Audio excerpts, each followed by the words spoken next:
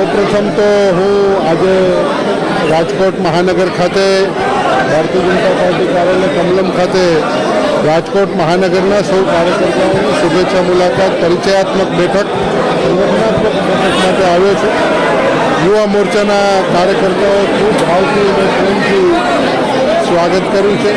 રાજકોટ ભાજપ મહાનગરના કાર્યકર્તાઓએ પણ ખૂબ ભાવથી પ્રેમથી સ્વાગત કર્યું છે.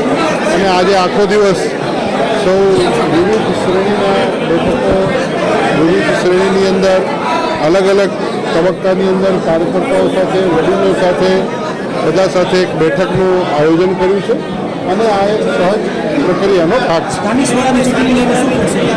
ભારતીય જનતા પાર્ટી દેશના યશસ્વી પ્રધાનમંત્રી નરેન્દ્રભાઈ મોદી સાહેબના નેતૃત્વમાં ચોક્કસપણે જીતશે અને મહાનગરની અંદર પણ ભવ્ય વિજય પ્રાપ્ત કરશે. ભારતીય જનતા પાર્ટી એક છે, કાર્યકર્તાઓ સૌ એક છે અને ભારતીય જનતા પાર્ટી જીતવાની છે.